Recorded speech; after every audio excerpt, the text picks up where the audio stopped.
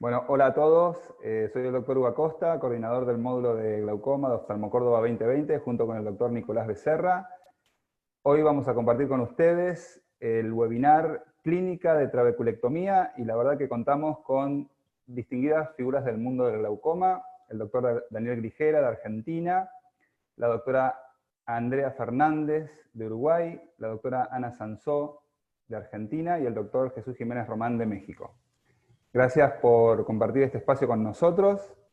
Y bueno, primeramente vamos a escuchar al doctor Daniel Grijera, que nos va a contar cómo maneja su técnica de trabeculectomía, sus tips, y además cómo hace el manejo de la hiperfiltración en el caso de que la tuviese.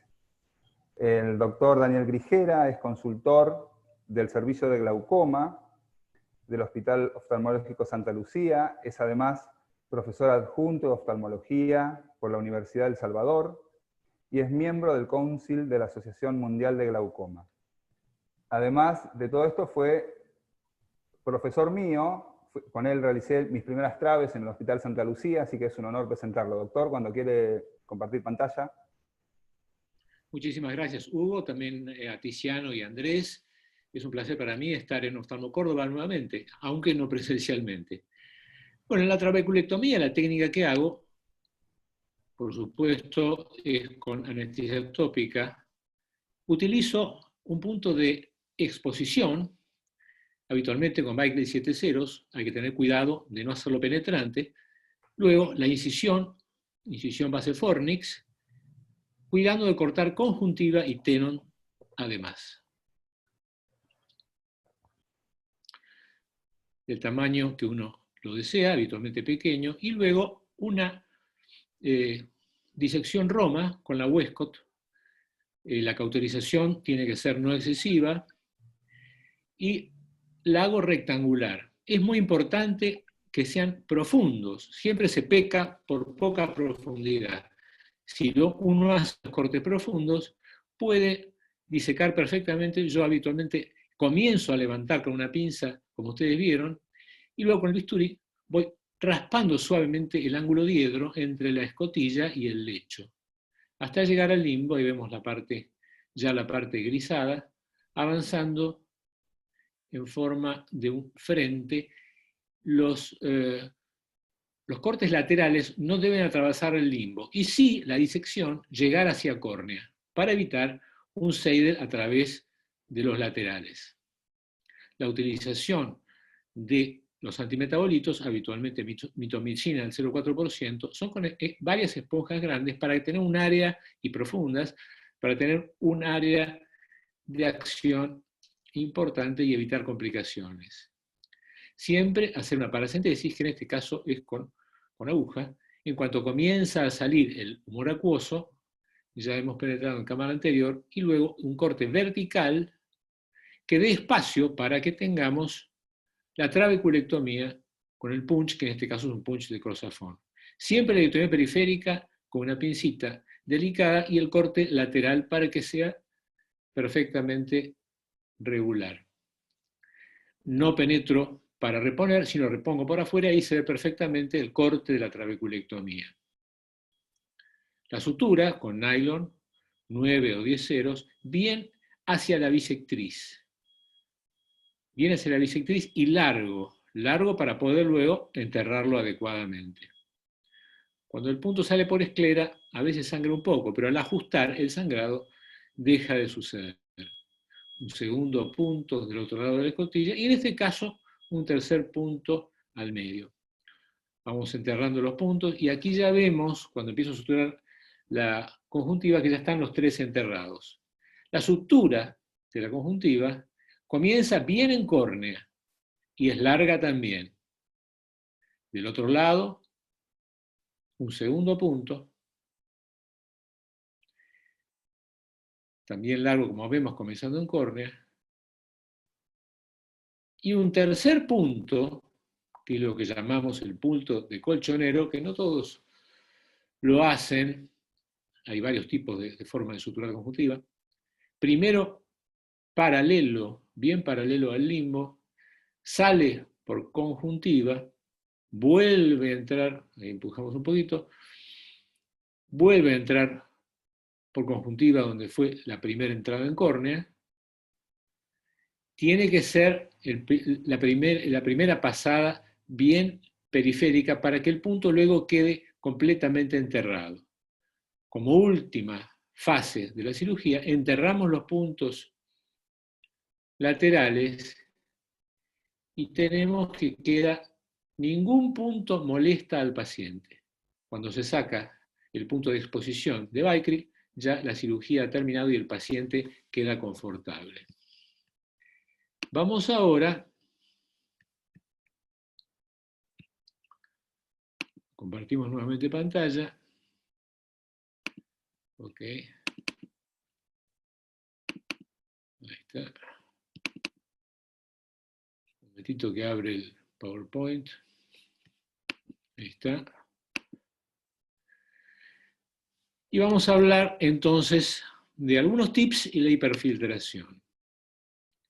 Los tips, bueno, este pequeño duende de glaucoma nos anuncia los tips. Y en los tips tenemos el examen preoperatorio, por supuesto, observar la conjuntiva, el aspecto de la movilidad, etcétera, hacer un dibujo, pero importantísimo, y lo que suele olvidarse es la gonioscopía. El ojo debe no estar inflamado al operar. Por supuesto, todo el mundo utiliza esteroides preoperatorios, pero es importantísimo, en muchos casos muy inflamados, reemplazar el tratamiento previo. No conviene operar con el ojo muy inflamado, a veces hasta 2 o 3 semanas de suspensión del tratamiento y reemplazo por acetazolamida. Al comenzar la cirugía, muchos instilan brimonidina para tener una zona operatoria más exangüe, pero muchos no. Lo que no hacen muchos es colocar una gota de pilocarpina sobre la córnea, lo que achica la pupila y evita que a veces con el corte salga el iris y sea mucho más sencillo realizar la cirugía. En cuanto a la mitomicina, bueno, 0,4 miligramos por mililitro es lo habitual. 2 minutos es lo que muchos utilizan, pero depende también del estado de la conjuntiva y tenon. Yo, de acuerdo a eso, decido cuánto tiempo dejo la mitomicina, que la coloco en su sitio, no la inyecto. Los puntos de escotilla van entre 2, que es lo más común, permitiendo leve salida probando a través de la paracentesis con solución salina, o a veces se necesita un ajuste hermético, con lo cual la presión postoperatoria viene a ser parecida a la preoperatoria por motivos, por ejemplo, cámaras pequeñas, riesgo de glaucoma maligno, etc. La suturolisis no tiene que ser precoz, eso se sabe, hay que esperar el cierre conjuntival para evitar tener un Seidel, pero lo más importante, nunca más de uno por vez, porque si uno corta varios a la vez, suele tener de vez en cuando alguna dificultad muy desagradable. El tratamiento postoperatorio, por supuesto, acetato de prednisolona decreciente, pero es importante el tiempo, y esto está basado en la evidencia. El mínimo es 3 meses de tratamiento postoperatorio. En cuanto a valor de presión intraocular, postoperatorios, la primera semana alrededor de 10 milímetros de mercurio, a veces un poco menos, y luego no más de 15 milímetros de mercurio. Eso es una especie de receta, no es algo que sea basado en evidencia y varía de paciente a paciente o de la presión target que uno desea. Pero esto sí lo hago, nunca medicar y antes intervenir en el postoperatorio. Eso de nunca es relativo. A veces, cuando todas las medidas de rescate han fracasado, uno necesita indicar alguna medicación, pero no es lo habitual, uno tiene que tratar de no intervenir. Otro tip, los microquistes, muchas veces no se observan. ¿Pero por qué los médicos no lo observan?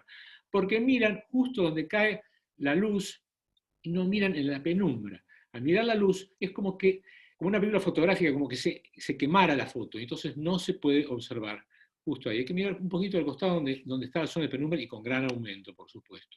Otro tip, el uso de, yo utilizo este punch, que es el punch de Crosafón, que tiene un corte oblicuo y además punta roma. Y esto cuando uno hace, por ejemplo, una facotrave, que tiene que ir bien profundo, es muy, muy bueno y es totalmente traumático.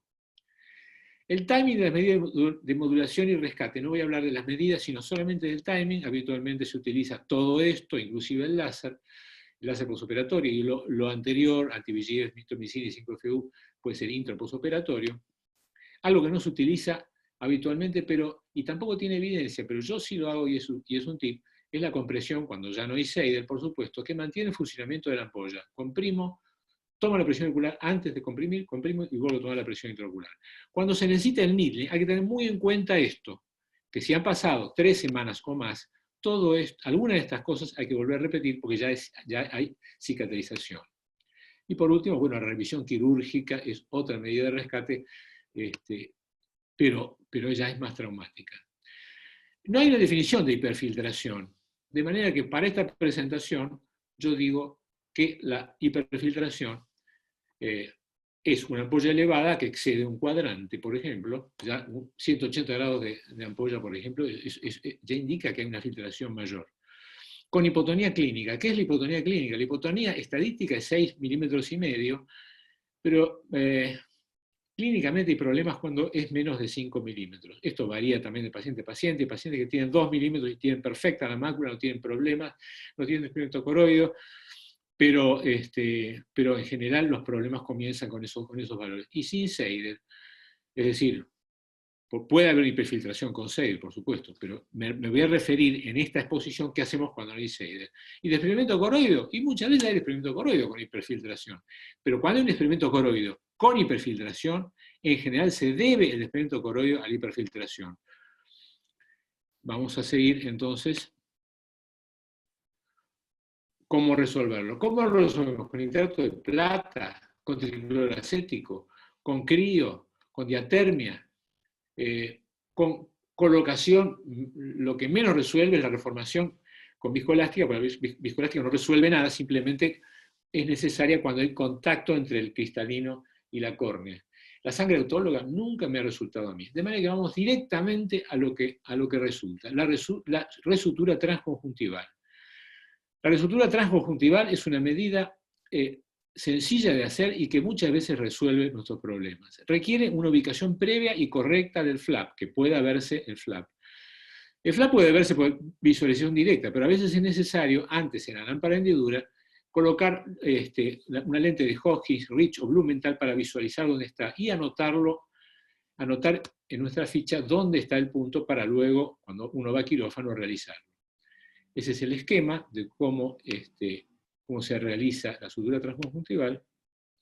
Este es un caso en el cual tuve, luego de una trabeculectomía, un problema muy serio al hacer un corte de sutura que me hizo una ampolla gigante de 360 grados y una hipotonía marcada al cortar uno de los puntos. De manera que tuve que llevarlo al quirófano, resuturarlo. A los 4 días se veía esto. Ustedes vean acá cómo los vasos indican que el punto de resutura, que es un punto de resutura que pasa por la escotilla, por esclera y va bien atrás, transconjuntival, hunde la conjuntiva.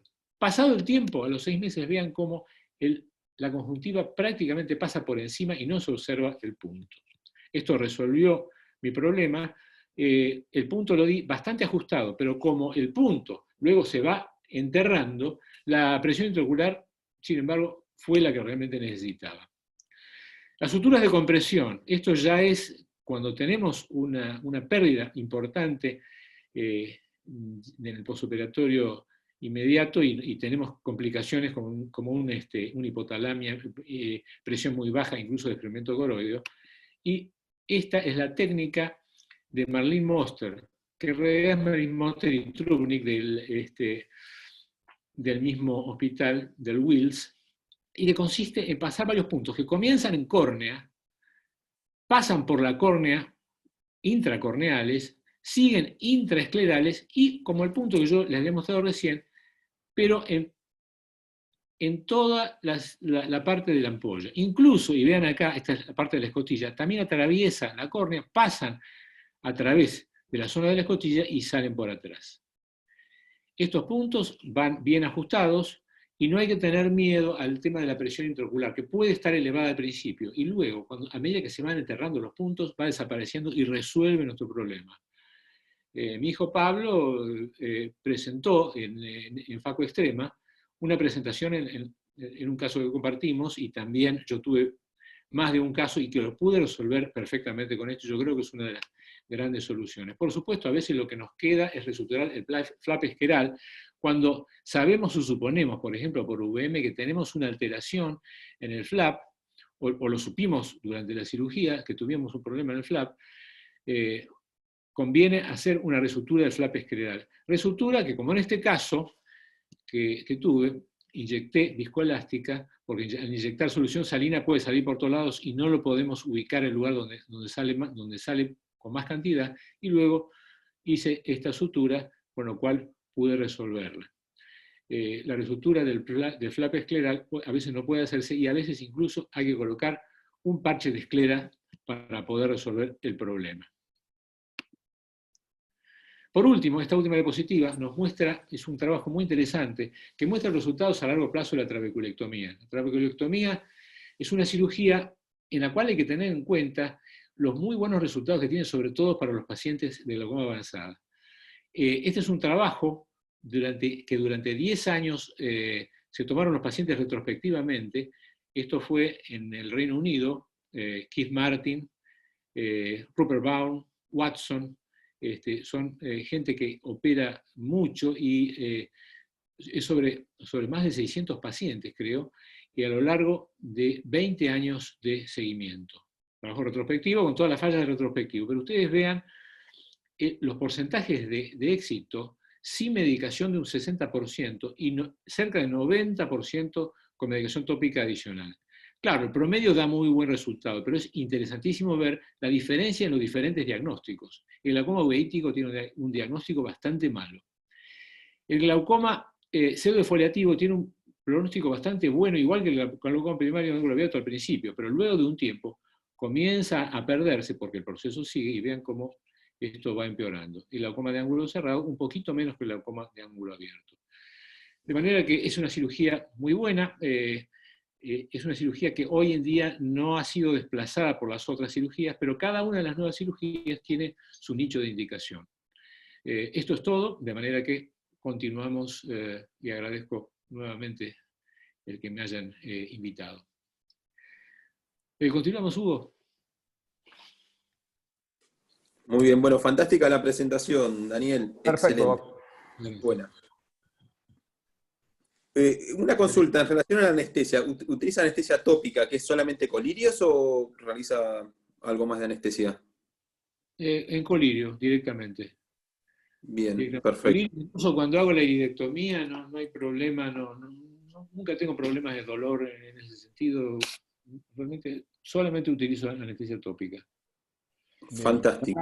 Claramente, bueno, eso depende del paciente, ¿no? Porque hay casos en los cuales los pacientes requieren otro tipo de anestesia, ya uno los ve de entrada, o en el momento del quirófano, si hay algún problema, alguna dificultad que lleve a utilizar una anestesia para vulvar, etc. Ocasionalmente sucede, pero prácticamente todos con anestesia tópica. Antes hacía tópica solamente en los pacientes privados, pero luego en el Hospital Santa Lucía también se adquirió la técnica tópica, de manera que prácticamente se hacen en todos.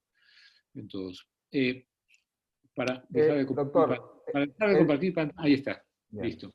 El 5FU postoperatorio, ¿cuántos realiza? ¿Cada cuánto? Mira, en un principio lo hacía día por medio, ahora lo hago directamente una vez por semana, al 5FU.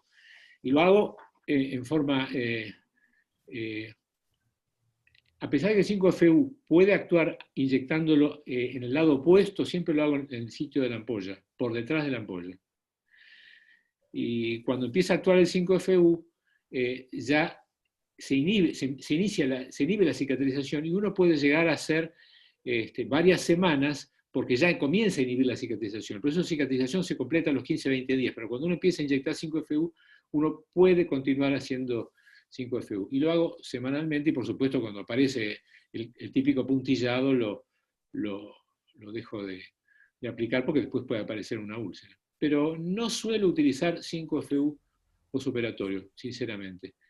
Con la mitomicina que uno aplica intraoperatoriamente suele andar bien. Y a veces, en los casos muy complicados, en el postoperatorio, cuando hay mucha inflamación, directamente hago mitomicina postoperatoria. En algunos casos, ¿no? Ocasionalmente. ¿Y a qué concentración postoperatoria? Postoperatoria la misma, de 0,4. Lo que varía es el volumen. El volumen es mínimo. El volumen es una rayita pequeña de la aguja de insulina. Con la cual 0,1. sí, 0,1. Muy bien. Una pregunta para todo el panel. ¿Cómo preparan al paciente para la cirugía? Excelente la forma en la que la presentan. No sé si el resto del panel lo prepara de la misma manera, si trata de suspender todos los colirios antes, el corticoide cuanto antes, y si alguno aplica algún antimetabolito antes de la cirugía. Yo por mi lado no, solamente lo dejo como está o le saco la medicación que le está generando mayor hiperemia o mayor intolerancia a la superficie. Pero si viene con una buena superficie, lo dejo como está y lo opero directamente como viene. La única es una preparación con antibiótico el día antes y por supuesto el día de la cirugía, la iodopovidona, todo el protocolo que se utiliza. Pero no me hago demasiada preparación previa. Fantástico. Y el paciente, el ojo hiperémico, el ojo congestivo, es al ojo que le suspendo la medicación y cambio por algo sistémico, acetazolamida, pero si el ojo viene, como dice Ana, viene como un ojo tranquilo a pesar de las gotas, sin una enfermedad de superficie importante, lo dejo con la medicación así como está. Bien. Muchas veces también es un inconveniente, ¿no? Que tenemos que uno le quisiera suspender los colirios, pero porque viene con la presión muy descompensada y ya viene con diago. En ese caso, bueno, se complica un poco, o también lo suspenden los colirios, o tratan de suspender aunque sea alguno de... Uno tiende a suspender, por ejemplo, la brimonidina, que muchas veces, después de un tiempo, tiende a congestionar mucho al paciente. Otras veces uno suspende porque el análogo de prostaglandina también provoca hiperemia importante. Y lo que se puede dejar es una combinación de dorzolamida con timolol o brisolamida con timolol. Ese tipo de medicaciones generalmente se pueden dejar. Cuando uno deja, ¿no? A veces es necesario suspenderlo todo. Acá es muy interesante Exacto. recordar, Daniel, ¿te acordás el trabajo que hicieron los ingleses sobre que ellos siempre son de operar antes, más precozmente que nosotros? También los pacientes por ahí les llegan antes.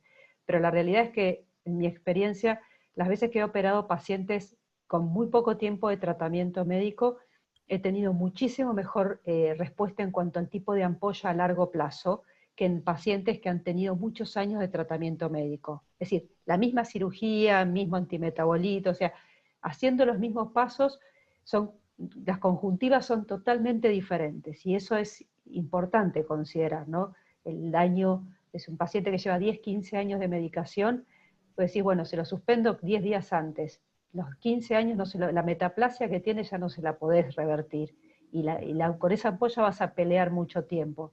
Ahora, te toca un paciente que fue diagnosticado hace poco, tiene por ahí 6 meses de tratamiento, no regula y es quirúrgico, anda espectacular. Le haces una trave y es una ampolla fantástica, no se inseidel, no se inflama, no hace hiperemia. Creo que es un poco la experiencia, no sé, Daniel, ¿qué opinas? Y bueno, pero no nos llegan habitualmente así los pacientes. Ocasionalmente sí sucede, porque hay pacientes en los cuales se declara el glaucoma, se diagnostica tarde, el paciente tiene un daño importante, nunca fue medicado o fue poco tiempo medicado, y bueno, con esos pacientes hay que ser un poco cautelosos con respecto al uso de antimetabolitos, porque a veces se puede ir a la hiperfiltración, ¿no? Que es una posibilidad. ¿No usan algún loteprednol para cuidar un poquito la superficie 2 semanas antes, 3 semanas antes?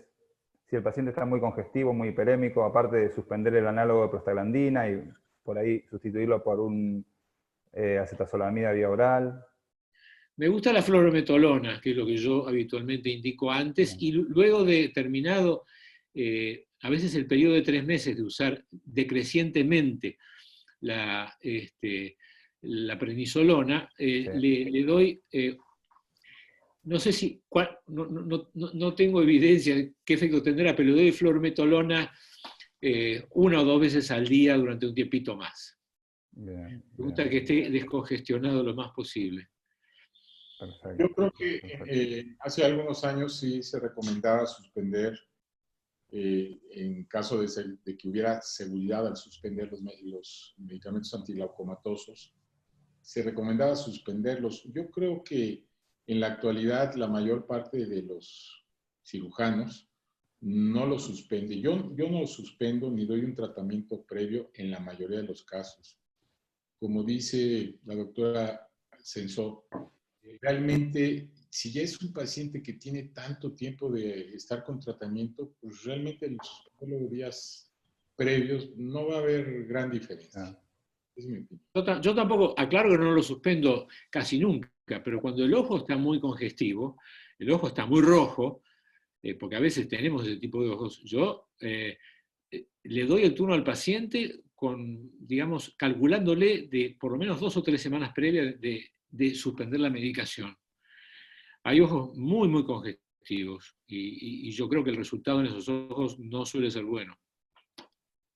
Okay. Pero el paciente estándar va con su medicación hasta el día de la cirugía, por supuesto. Bien, bien, bien. Continuamos, Nicolás. Bueno, muy bien. Ahora seguimos con la doctora Andrea Fernández, médica oftalmóloga de Uruguay, subespecialista en glaucoma, realizó el fellow de glaucoma en Glaucoma Center, Buenos Aires, es consultante en el servicio de glaucoma, es jefa de cirugía del Hospital de Ojos de Montevideo de Uruguay. Y bueno, Andrea, muchas gracias por el tiempo y te cedemos el mando. Bueno, muchísimas gracias, por supuesto, por la invitación. Un placer y un honor estar compartiendo estas charlas y este webinar con tan queridos y prestigiosos colegas. A ver si voy a compartir pantalla.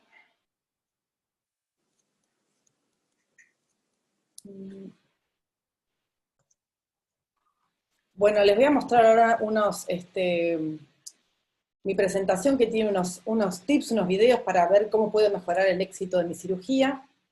Y en primer lugar, lo que estábamos hablando hace un rato, yo pido disculpas que la presentación está en inglés, pero se van a ver claramente los videos, y yo manejo varias reglas que son como reglas de oro para que tengamos una cirugía exitosa. En primer lugar, como estábamos conversando recién, es importantísimo tener una conjuntiva que esté en condiciones.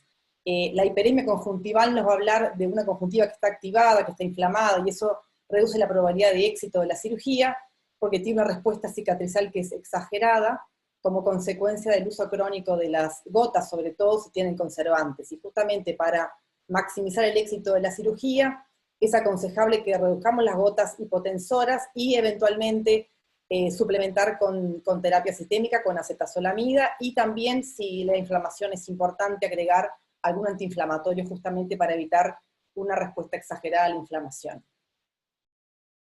Segunda regla que tengo, lo que un poco comentamos. En primer lugar, lograr mantener una buena exposición del área quirúrgica.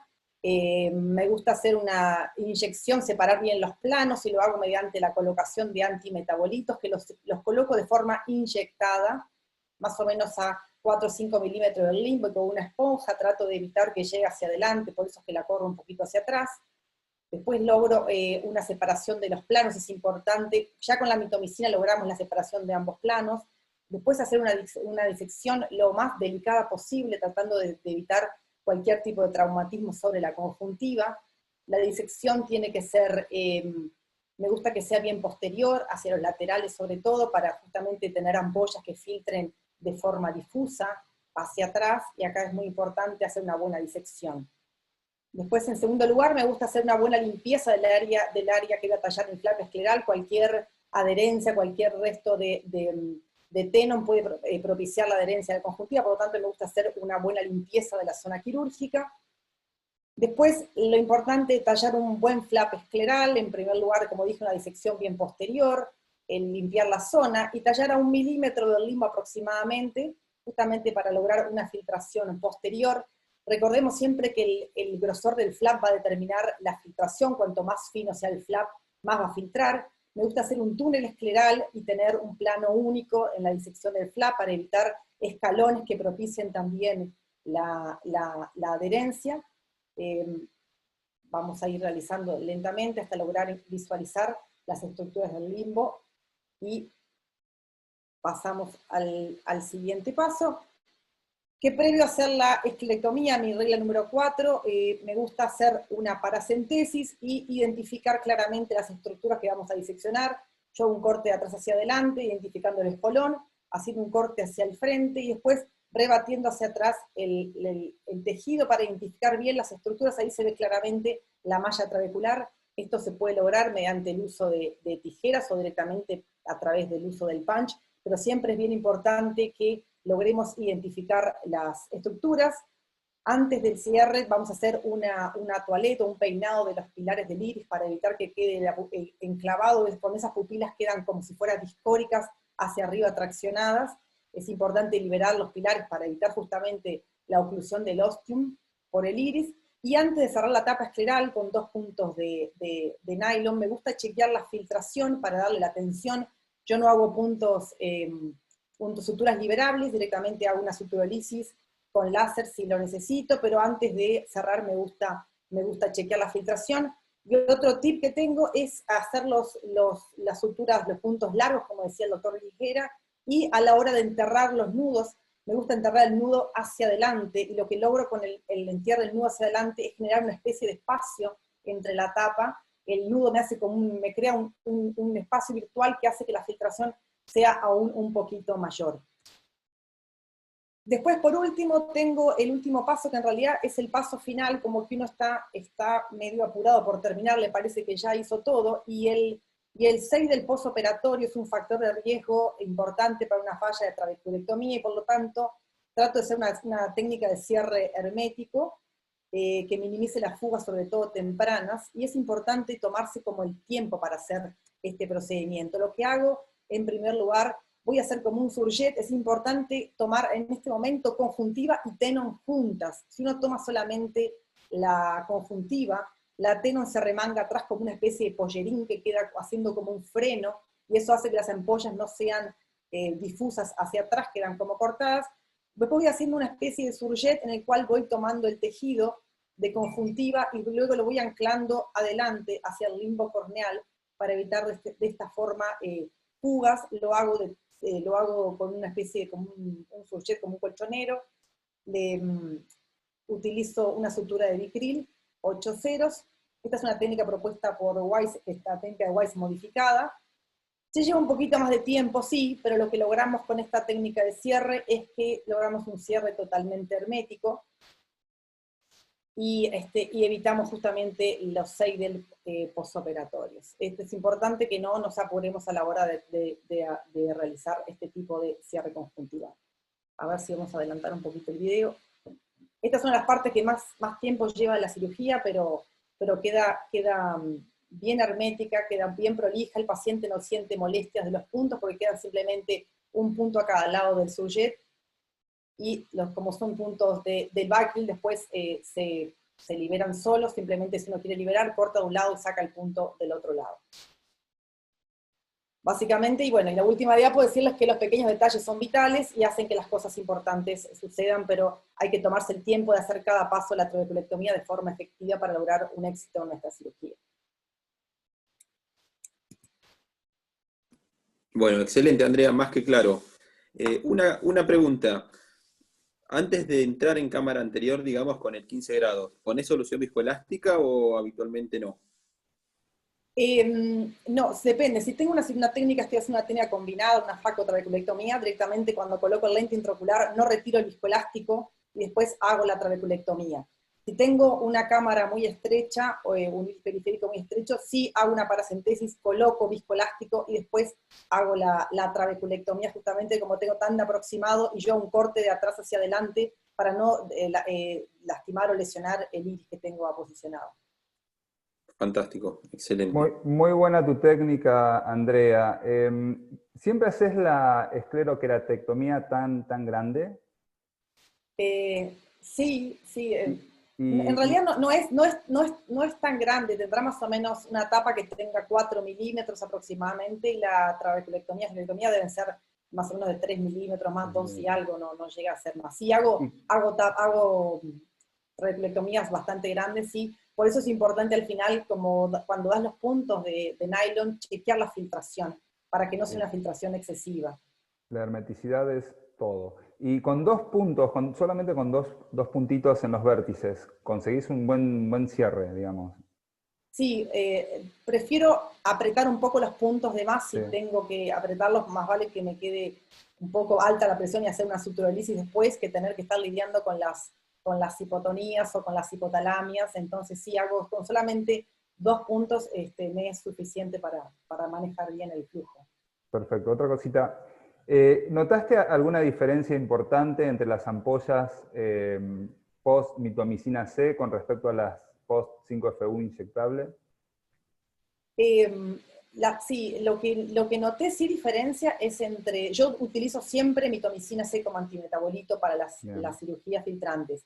Lo que sí noté son unas ampollas, cuando inyecto la mitomicina, y por eso fue que hace un tiempo ya me cambié esta técnica, cuando inyecto la mitomicina, quedan ampollas mucho más difusas, más posteriores que cuando coloco las esponjas. Cuando uno inyecta la mitomicina, que yo la inyecto a la concentración de 0,1% de 0,1 centímetro cúbico, uno sabe bien qué concentración y qué volumen está inyectando. Cuando uno moja las esponjas y coloca esponjas, a veces la concentración puede que no sea exactamente la que uno quiere, porque la esponja queda un rato flotando, te la alcanza la instrumentadora, uno la va como mojando cada rato porque se seca. Entonces prefiero la mitomicina inyectada, que sé la concentración, y he notado notorios cambios en cuanto a las ampollas de filtración. Bien. Buenísimo. Fantástico. ¿Alguna otra pregunta del panel para Andrea? No, quería comentar únicamente que en lo que respecta al uso de la mitomicina, que cuando uno coloca las ampollas de mitomicina, se demora un tiempo en terminar de colocar, y hay que tener en cuenta eso también. Yo no he tenido problemas, por eso continúo colocándolas in situ a las esponjitas de mitomicina, y quería recalcar que las concentraciones, más que nada lo que yo varío son los tiempos, y las concentraciones siempre las que utilizo es de 0,4. Nada más eso. ¿La anestesia que usás, ¿De qué Andrea? depende? Perdón. Me preguntaba la doctora Sansó por la anestesia. Anestesia que uso generalmente es, si puedo hacer una perivulvar, me gusta hacer una perivulvar porque siento que tengo más control sobre el ojo, sobre todo para hacer el punto de tracción. También puedo llegar a hacer una subtenoniana cuando es, por ejemplo, un ojo único, capaz que prefiero hacer una anestesia subtenoniana, pero no, siempre son o perivulvar, retrovulvar o subtenoniana en la menor proporción de las veces. Yo le quería preguntar a Daniel, ¿cómo, de qué forma establece el periodo de tiempo? Considerando que... El tiempo de aplicación, bueno, considerando el grosor, a veces tenemos conjuntivas muy delicadas y tenon casi inexistentes. Y otras veces tenemos tenos muy gruesas y conjuntivas gruesas también, de manera que eso es lo que me hace variar el tiempo. Decidir entre aproximadamente 2 minutos y 4, o hasta a veces hasta 5 minutos. Esa es la consideración. En pacientes jóvenes. In situ, o sea... Pacientes jóvenes. En pacientes jóvenes, habitualmente la conjuntiva y la tenon son más gruesas. Los pacientes de edad tienen tenon más finitas, en general. Pero es una decisión que tomo en el quirófano. El tiempo es una decisión que tomo en el momento del quirófano. Okay. Excelente. Bueno, ahora seguimos con la doctora Ana Sansó, médica oftalmóloga, subespecialista en glaucoma, médica del Hospital de Ramos Mejía, y bueno, investigadora en varios estudios multicéntricos. Ana, te dejo el mando y muchísimas gracias por tu tiempo.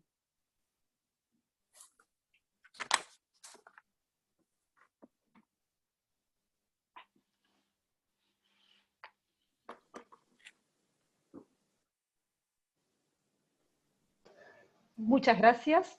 Y yo les voy a mostrar mi técnica con Hologen, pero es rapidito. Hago también un flap cuadrado, como mostró Andrea, también grande. A mí me gusta la tapa grande, me acostumbré a como técnica de aprendizaje para la EPNP, por eso tallaba un flap grande. Me gusta ir hacia adelante, prolijo, no en túnel. Me gusta ver siempre por dónde voy para controlar el espesor del flap. Para mí es muy importante la visualización permanente para saber que tengo un lecho liso, como puede verse, y un flap prolijo en toda su extensión y estructura.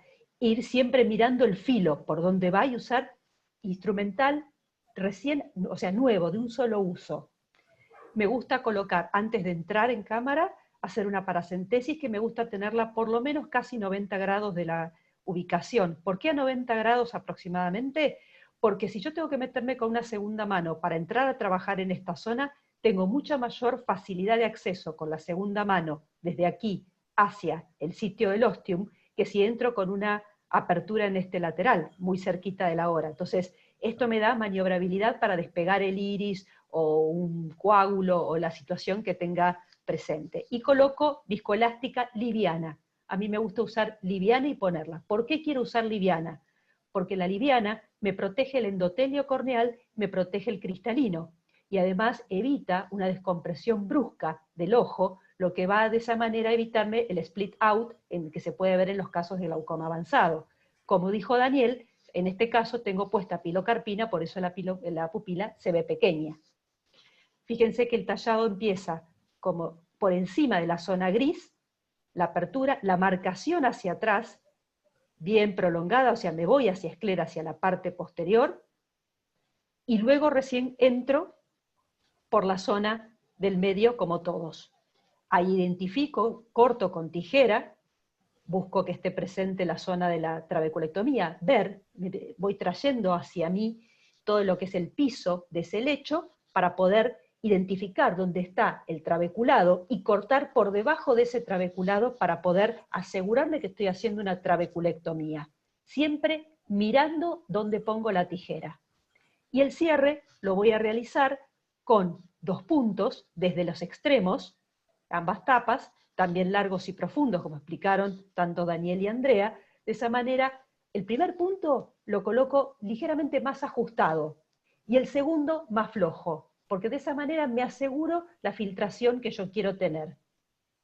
Y yo en este caso, el cierre de la conjuntiva le pongo 2 puntos simples anclados, como explicó Daniel, desde córnea a conjuntiva con tenon, hago este bolsillo que se puede ver aquí, y utilizo estas esponjas de Hologen y Gen, tienen varios nombres comerciales, que se colocan con una pincita hacia la zona, tienen que ir sobre la parte posterior del flap, hacia atrás, y esto se reabsorbe en 3 meses, acá como se va colocando, va entrando, queda bien adentro, la dejo, y termino de cerrar la conjuntiva. ¿Y cómo cierro? Puntos simples y un conchonero en el centro con un nylon 10. Y utilizo solamente nylon 10 para toda la cirugía, para los 2 puntos de adentro y para cerrar toda la conjuntiva. Y ahí terminé. Los puntitos trato que si me queda alguna colita quede un poquito más larga, para que quede apoyadita y no quede parada hacia arriba y pueda lastimar o dar sensación de cuerpo extraño. Este es un pequeño videito, a ver si lo alcanzamos a ver, donde en una cirugía anterior hice una amplia cauterización, ahora cauterizo menos. El tallado, fíjense, es un cortante que no es de los buenos, pero llegó a abrir. Voy tallando y pido siempre trabajar con visualización en la zona del flap. Fíjense que me gusta ver... ¿Perdón? No se ve. Entonces hago un trazado del flap rectangular, este cortante tiene menos filo, y eso se nota por la irregularidad que deja en los bordes, y cuando empiezo a tallar el flap, siempre es importante ir viendo el plano. Fíjense que acá empecé con un plano, me iba más abajo, y corrijo automáticamente ese plano. Lo que hace Andrea, que lo hace tipo túnel, es porque ella ya sabe y tiene mucha experiencia para conocer el plano, pero cuando uno empieza, es muy importante la visualización para asegurarse que todo el flap tenga el grosor adecuado. Acá fíjense cómo se identifican adecuadamente todas las líneas de la zona de trabeculado. La entrada, la paracentesis, otro cortante que me dio la instrumentadora medio ya para descarte casi. La marcación, fíjense, marcación, marcación. Después me voy más hacia atrás, entro hacia acá adelante. Ahí me doy cuenta que entré en cámara, y voy cortando hacia los laterales, yéndome hacia atrás, para ir buscando la zona de donde se ubica el trabeculado. asegurándome que corto todas las capas, que no dejo ninguna membranita. Acá también tomé córnea para poder tener una mejor extensión de la zona superior. Ahí corté, se vio que salió un poco del trabeculado. Hago el corte de la iridotomía periférica, acá no puse pilocarpina, por eso estoy peleando con la pupila. Y aquí vuelvo a utilizar otro modelo de las esponjitas. Esta es más gruesa, hay distintos modelos. Es totalmente inerte para el ojo, no molesta. Acá no hice los puntos de bolsillito, ahora me resulta más cómodo con los puntos de bolsillito, porque entonces trabajo mejor para el cierre de la conjuntiva. Si yo ya hice primero los 2 puntos de tracción acá lo hago nuevamente, posterior a la colocación. Y ahora lo que agrego es inyecto, en algunos casos, 5-fluoracilo por detrás de esta ampolla, para poder tener el antimetabolito puesto además de la presencia de la esponjita. Mi elección en realidad es la esponja como primera alternativa, y luego antimetabolitos siempre asociados a la esponja, 5-fluoracilo. La mitomicina la estoy reservando exclusivamente para aquellos ojos donde uno sabe que el nivel de conjuntiva e hiperemia, si no le pones mitomicina, está destinado al fracaso. Pero mi primera elección es esponja y 5-fu. Y el 5-fu puesto subconjuntival al final, y la anestesia que prefiero es una anestesia paravulvar inferior, bastante superficial, pero que me dé una cierta aquinesia y analgesia, acompañado de una pequeña, le pido a mi anestesista una hipnoanalgesia, que el paciente me lo dope un poquitín con una pastillita sublingual. De esa manera el paciente se desconecta y está más paz y amor, y dice que después la pasa fantástico en la cirugía. Entonces tengo un párpado más tranquilo, no toco el párpado superior, tengo bastante control del movimiento ocular del paciente, control del dolor, y apelo a la baja memoria y aprovecho la vía del paciente, porque ahí le pasan un decadrón posterior a la cirugía, no bien termina, y de esa manera me aseguro que en los primeros días el paciente no se esté toqueteando tanto el ojo con la colocación de las gotas. Fantástico, excelente, Ana. Muy bien, Ana. Por un lado, hay distintos tamaños de las esponjitas. ¿Recomendás algunas, decir que son más gruesas, otras más finas? ¿Notás alguna diferencia entre que sea más gruesa o fina? ¿Hay alguna que recomiendes más o es indistinto? No, es indistinto. Yo tengo experiencia con las esponjas desde hace ya más de 10 años. Y he usado todos los modelos de esponjas y de las 2 marcas grandes que existen. Y ambos he tenido, en realidad con las de Ologen tengo mejor resultado que con las de Igen actualmente. Pero en cuanto al tamaño, prefiero las que son de medio, o sea, 3-4 milímetros de espesor, y por lo menos son de 6, que aparte las podés partir por la mitad y colocar en distintos sectores. O sea, y hasta te sirven a veces para 2 pacientes, podés optimizarlo. Tal cual. Las de Ologen, que son de diámetro grande, que son como un disco, esas las corto a la mitad y pongo una para cada paciente, porque la verdad que son muy grandes, y te cubre toda el área de la ampolla. O sea, tenés para 2 pacientes. Incluso a veces, como son un poquito caras, los pacientes lo pagan a medias. Entonces comparten la esponja de Ologen. Eso está bueno. Así Muy es. bien. Y otra pregunta, ¿alguien pone el Ologen debajo de la tapa escleral? No. Bien, perfecto. ¿Y el 5FU lo colocás en la zona quirúrgica donde vos formaste la ampolla o lo ponés en hora 6, por ejemplo? Atrás, no. En hora 12, atrás de la ampolla. Digamos, atrás de la esponja o ligeramente lateral. Digamos, pero por lo menos a 6 milímetros del limbo. Fantástico. Y le pongo de la jeringa de tuberculina 3-4 rayitas. Bien. Más o menos en volumen. Fantástico. Acá, perdón que voy a hacer una acotación. Acá en Uruguay, como no tenemos las ampollas de Ologen o Igen, todavía no están como llegando con cierta facilidad.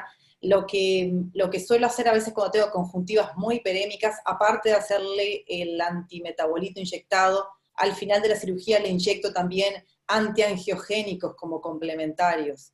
Que también uso mucho el antiangiogénico para hacer needling. Me gusta mucho hacer needling con Avastin para poder romper cualquier adherencia que haya, y si me meto en cámara anterior o penetro, no tengo el riesgo de tener un 5FU o algo que pueda entrar en cámara anterior. Me gusta mucho usar el antiangiogénico.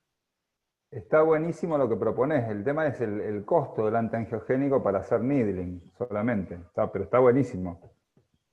Sí, es que en realidad es muy seguro para hacer needling el Sí. antiangiogénico y como estoy en un hospital que tiene diferentes servicios y usan mucho el antiangiogénico por patología de retina, siempre tenemos dosis disponibles para hacer en pacientes Está bueno. en reintervenciones de glaucoma, sí. Aunque es totalmente off-label e incluso no es absolutamente aceptado por las autoridades, se puede conseguir fraccionado, lo cual disminuye el costo, ¿no?, del antiangiogénico. El antiangiogénico es muy útil porque si uno tiene una conjuntiva ya un poco hipovascular, volver a realizar un antimetabolito para hacer un needling, por ejemplo, es conveniente hacerlo con un antiangiogénico, porque si el efecto, si bien no es el mismo, por lo menos no ataca nuevamente a la vascularización, ¿no? La deja más o menos como estaba, o disminuye la hiperemia, pero no produce una avascularización. Yo quisiera hacer un comentario en relación al 5-fluoracilo postoperatorio. Yo lo he dejado de usar debido a los problemas que he visto de epiteliopatía. Realmente ya no lo utilizo, como también hace un momento decía Daniel, y tampoco lo uso a transoperatorio. La otra cuestión que quiero comentar es de la importancia de utilizar pilocarpina previo a la cirugía para lograr una miosis adecuada. Y lo que decía Ana, es muy importante esto porque de otra forma sí tenemos dificultad a veces para hacer la iridectomía. Nos quedan iridectomías muy grandes o tenemos dificultad para manipular el iris. Una forma de resolver eso, cuando no utilizamos pilocarpina, es hacer una pequeñísima punción del iris, con lo cual se evacúa el humor acuoso y el iris solo se va retrayendo. Eso, por lo menos, cuando no has colocado pilocarpina, es una pequeña solución, es una pequeñísima punción del iris y el humor acuoso fluye y el iris solo se va retrayendo. Fantástico. Una pregunta para todo el panel.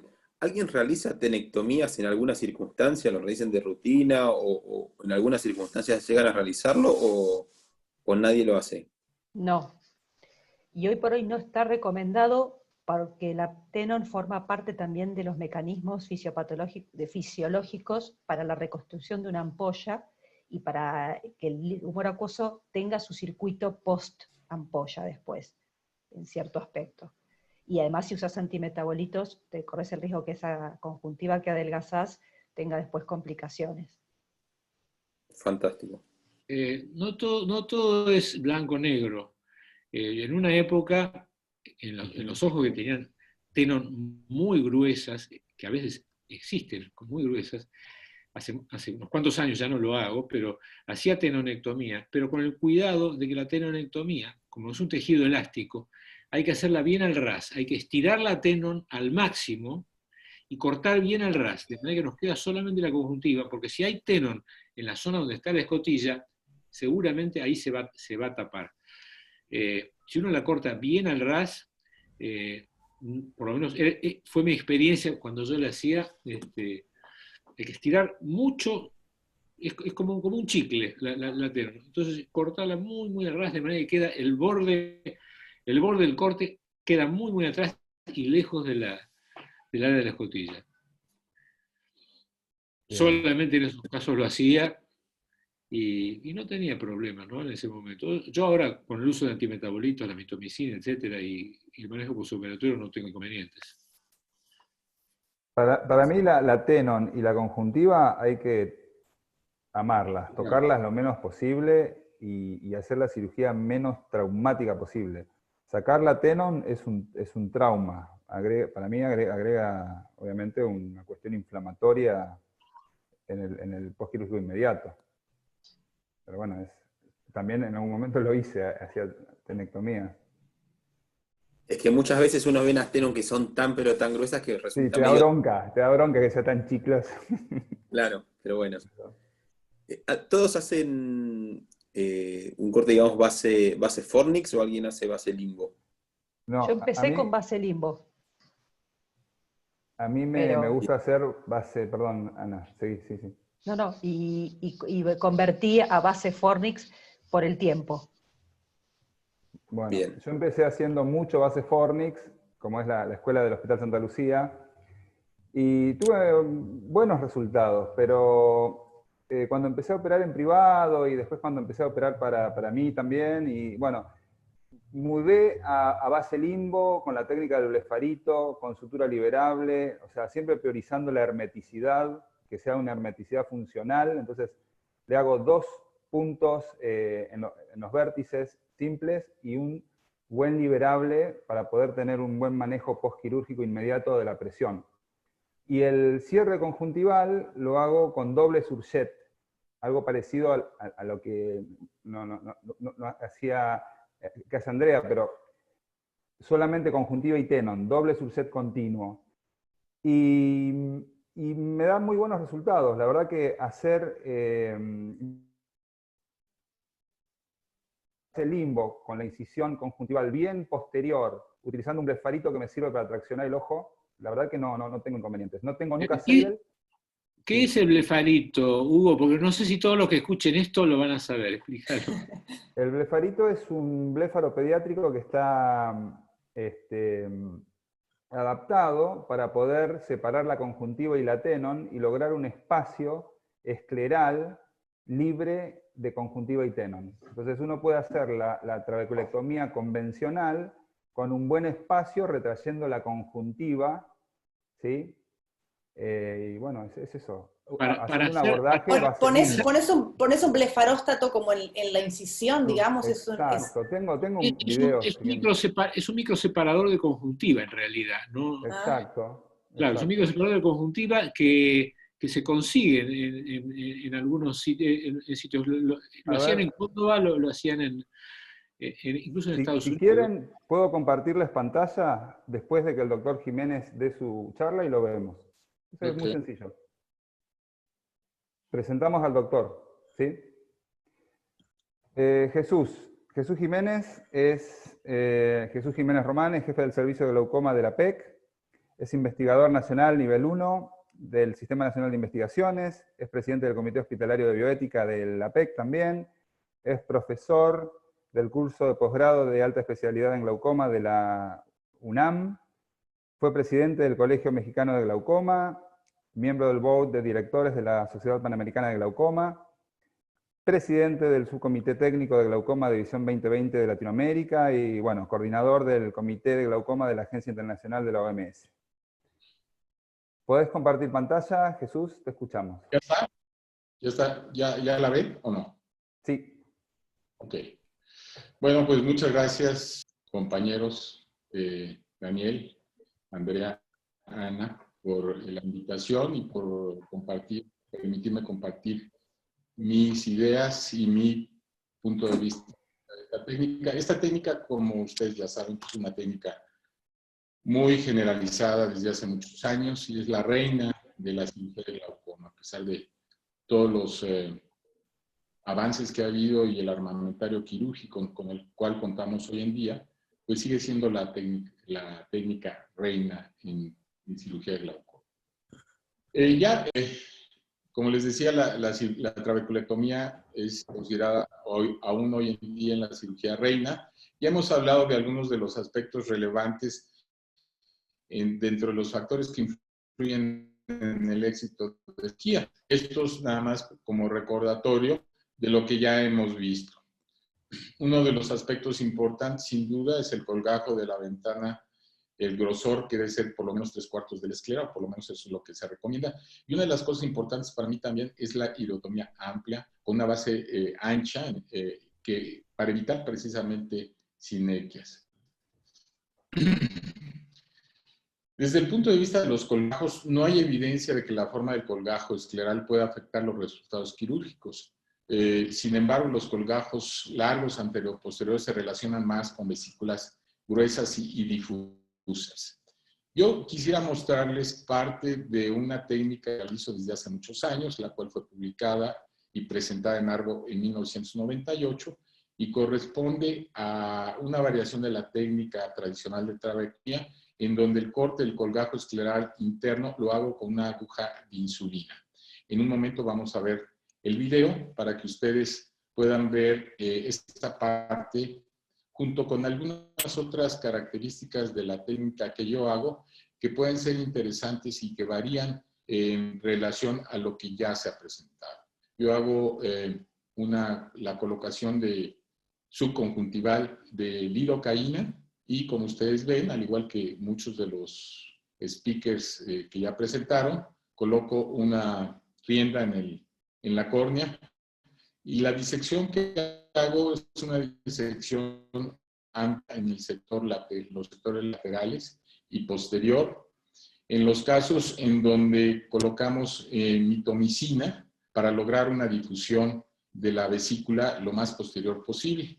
Es importante aquí mencionar que la cauterización debe ser una cauterización gentil. Esta es una de las variaciones en la técnica en donde a través de una incisión posterior, más con unos 3-4 milímetros, tallamos un colgajo que después, y esta es la parte, y voy a detenerme aquí un momentito para que vean otra vez cómo hacemos esto. Entonces, hacemos un colgajo a través del crescent, vamos disecando y finalmente llegamos y hacemos el corte. Y aquí estamos haciendo ya el corte del colgajo escleral interno con el bisel de la aguja de insulina para después completar este corte y remover la esclera, el colgajo escleral interno, con una tijera de córnea. Y esta es la parte de la iridoectomía en donde realizamos un corte con una base ancha para evitar precisamente las sinergias. El resto de lo que es el procedimiento es muy parecido a lo que ya se mostró y a la técnica convencional, en donde se hacen puntos largos, que creo que es importante aquí resaltarlo, puntos largos que nos facilitan en un momento dado hacer la suprolisis. Es importante, y ya se ha mencionado también, que es preferible que quede herméticamente cerrada la herida quirúrgica con el objeto de evitar el Seider y lograr este hermetismo, y posteriormente, si necesitamos hacer una suturolisis, pues lo hacemos con mayor cuidado. Finalmente, estamos haciendo ya la coaptación de la herida quirúrgica y al final yo pongo solamente 2 puntos conjuntivales, uno a cada lado de la herida. Claro, si hay como en este caso hay una herida, coloco puntos a los lados, pero lo importante es la tensión que se logra con estos 2 puntos en el extremo de la herida quirúrgica, porque lo que se ve aquí, lo van a ver con mayor claridad, un pliegue por debajo de la conjuntiva. Este pliegue es el que limita la salida del humor acuoso. Esto lo hemos hecho durante años y hemos logrado una muy buena respuesta quirúrgica postoperatoria. Bien, es lo mismo, nada más que ya ustedes ven la diferencia exclusivamente con el corte, que es la variación en la técnica que hacemos del colgajo escleral interno, y estamos haciendo el corte, la diferencia con el punch, que se hace, como ven en el video de abajo. Y esto lo hice porque no teníamos en ese momento punch y se me ocurrió hacer este bisel y lo publicamos, como ya dije, hace ya muchos años. Desde el punto de vista de la cirugía como tal, en el transoperatorio, pues se requiere una técnica depurada y, como ya dijimos, evitar los puntos flojos, ya que esto va a ayudar a una suturolisis adecuada en el momento de tener que realizarla. Bueno, básicamente es mi presentación. Creo que en conclusión, las técnicas son muy similares, pero hay algunos puntos en particular que yo quise mostrarles. Gracias. Excelente, Jesús, muchas gracias. Una preguntita, ¿siempre colocás aire cuando finalizás la cirugía intracameral? Eso fue algo que aprendí cuando estaba de residente. Y no, la mayor parte de las veces es solución salina. Bien, bien, bien. ¿Qué aguja es la que, perdón, qué aguja estás usando para hacer esa? Una aguja de insulina 25. Fantástico. Una pregunta. Es importante esa pregunta porque si tú usas una aguja de mayor calibre, 23 por ejemplo, es muy grande el bisel y entonces penetras demasiado. Tiene que ser una aguja pequeña con un bisel pequeño para poder hacer eso, si no puedes lastimar el cristalino o irte más atrás. Es solo un pequeño tip para algo que mencionó hoy Ana, que es que a veces el instrumental quirúrgico apropiado no tiene el filo adecuado. Si te ocurre eso, algo muy útil es utilizar la aguja 21G con el canto. El filo de la 21G uno puede tallar perfectamente una escotilla de trabeculectomía e incluso disecarla. Y bueno, por supuesto conviene tener más de una, conviene tener 3 o 4 agujas 21G. Y con ese filo, con el borde de la 21G, es un bisturí perfecto. Por supuesto, yo siempre utilizo bisturí, pero la 21G en caso de emergencias es una solución perfecta. Sí. Pero queda muy anfractuosa igual. Pero bueno, sí, se puede. Una cirugía de campaña, yo he visto en la India... ¿Queda fractuosa? No queda nada fractuosa. Si lo haces con el filo, no queda nada fractuosa. El corte del rectángulo. Después, por supuesto, hay que suavemente ir levantando, ir disecando también con el filo. Siempre el filo. Hay que manejar el filo. Bien, yo he visto PNP talladas con aguja 21G. Pero bueno. ¿Sabes quién me lo enseñó? Mi hijo Pablo, realmente. Sí. Y en una ocasión me sacó de apuro el tema de la cirugía low cost, es para travel low cost. Sí, bueno, pero... Bien. Bueno.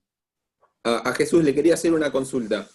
Una pregunta. Cuando realiza la suturolisis, ¿busca algún sector especial digamos, del punto, más cerca sobre la tapa, en el medio, o en alguno de los extremos, digamos? Como hago los puntos largos, en medio, pues para mí es el mejor lugar porque es donde está más tenso al parecer y logro esta ruptura fácilmente. Fantástico.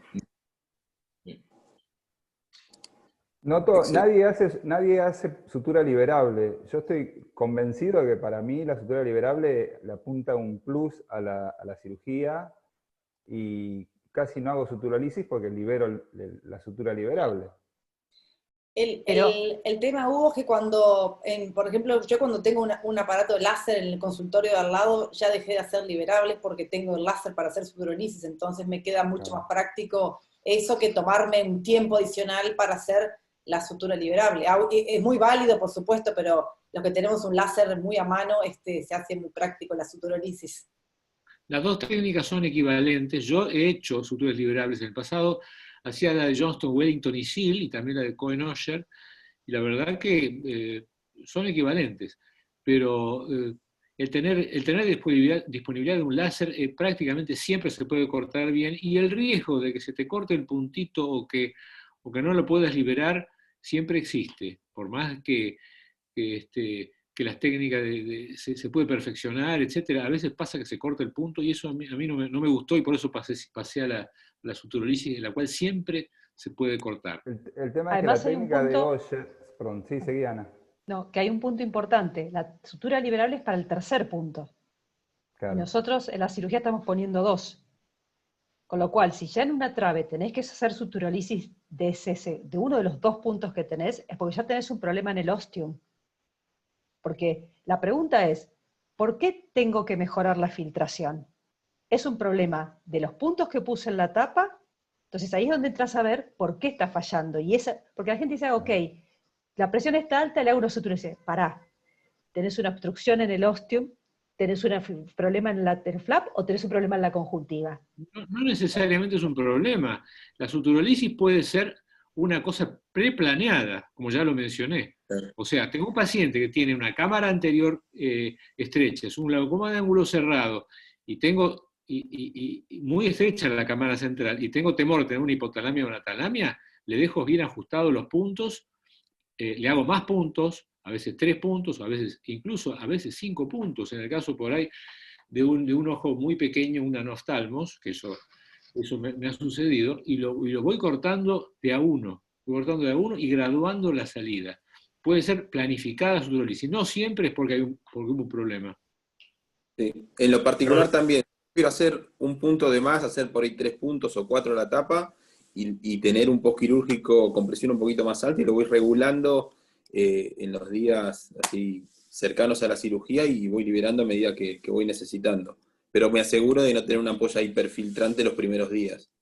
Claro. Pero lo que yo creo que quiso decir Ana, o comentó Ana, fue de que es muy importante, antes de pensar en realizar una suturolisis, es evaluar por qué razón no está filtrando. O sea, si es un problema del ostium, si es un problema de la tapa, si no se hizo el corte del colgajo escleral en forma correcta.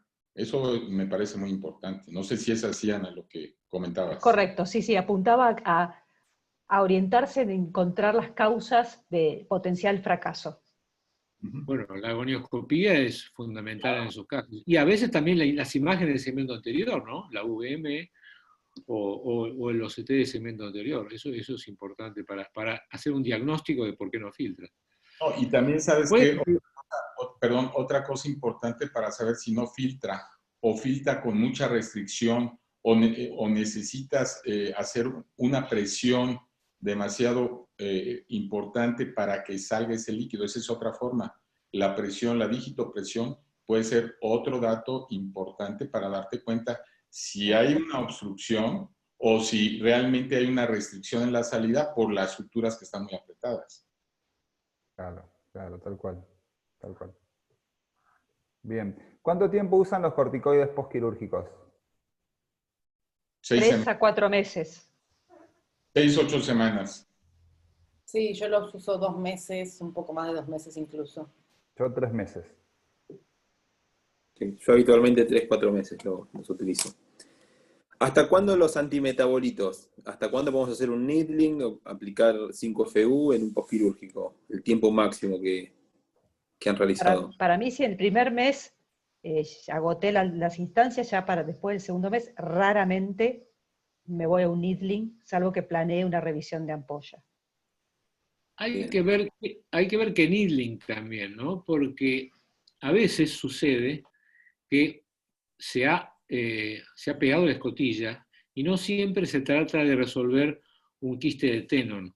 A veces se trata de insinuarse por dentro de la escotilla, tratar de restaurar ese espacio virtual, porque los puntos han estado muy ajustados, por ejemplo, y ha pasado tiempo y ya se ha pegado, y entonces a veces es necesario hacer el needling por debajo de la escotilla.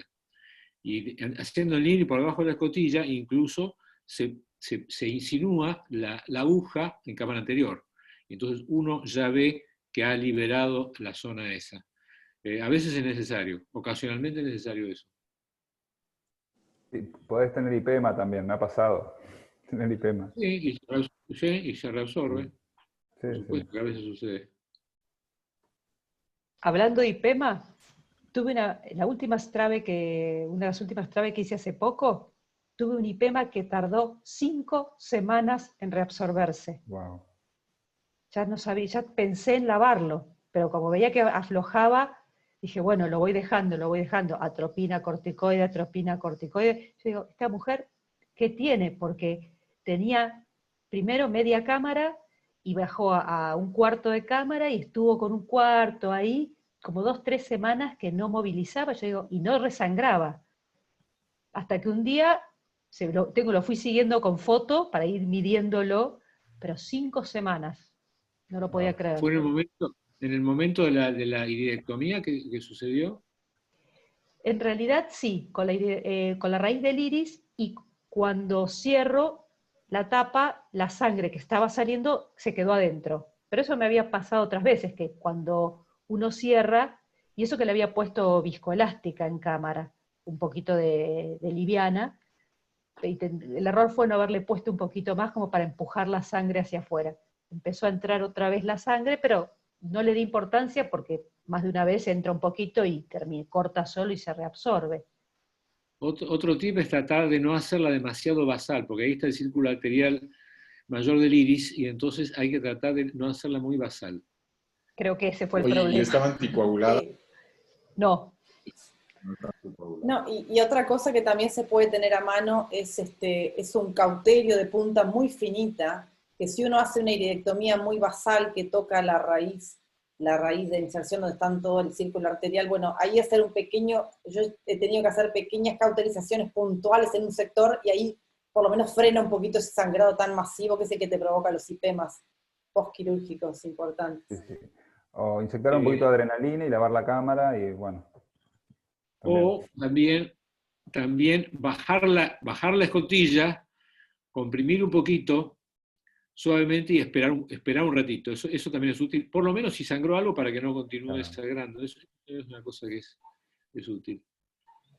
Bien. Bueno, fantástico. No sé si queda alguna pregunta, algo por acotar. Sí, yo quería decir simplemente que esto ha sido una clínica de trabeculectomía. Nos hemos enfocado en la técnica de la trabeculectomía, pero el 50% de la cirugía de trabeculectomía es el seguimiento ulterior, lo cual podría llegar a merecer en el futuro otro. Clínica de seguimiento de trabeculectomía. Eso es, porque las complicaciones, hemos hablado colateralmente de algunas complicaciones, Sí, pero sí. muchas. El tiempo no da para todo. Exacto. Tal cual. Exacto. Bueno. Yo quisiera, como último comentario, agregar que en la era en que estamos permanentemente como innovando en técnicas quirúrgicas, y que se ha abocado mucho a las técnicas mínimamente invasivas, y que ha habido un boom en toda el glaucoma quirúrgico, recordar que siempre la trabeculectomía sigue siendo el gold estándar, y es una técnica que debe realizarse en cualquier cirujano a la perfección, bien hecha, porque lo que uno ve es que cuando se presentan congresos o eventos, uno habla mucho de todo el boom de lo mínimamente invasivo, y a veces se descuida o se deja de darle importancia y hacer clínicas de trabeculectomía y pequeños tips a esta técnica tan vieja pero todavía tan efectiva, que es la única técnica hasta ahora que nos logra presiones target muy bajas, y sigue siendo, por supuesto, el gold estándar. No olvidarse de eso, que a pesar de todo lo nuevo que hay, está muy bueno ser innovador, pero siempre es bueno volver a lo que primero aprendemos, que sigue siendo tan efectivo como hace 50 años, que es lo que lleva la trabeculectomía descripta. Lo bueno es que haya muchas técnicas y que se pueda aplicar cada una en la indicación apropiada. Donde no puede ser destronada hasta ahora la trabeculectomía es en el glaucoma avanzado, con progresión rápida y que requiere presiones muy bajas, como decía Andrea. Claro. Sí, la trave no pierde vigencia, pero sí está perdiendo un poquito de campo, porque por ahí el paradigma del tratamiento quirúrgico del glaucoma va cambiando lentamente por, obviamente, la floración de todos estos dispositivos, y obviamente el SLT, las técnicas con láser, o sea, el micropulsado, bueno. Y realmente sí, es cierto, por ahí, si uno tiene un paciente excesivamente complejo, la trabeculectomía podría ser de elección y a veces no, porque también es la que un poquito más índice de complicaciones tiene.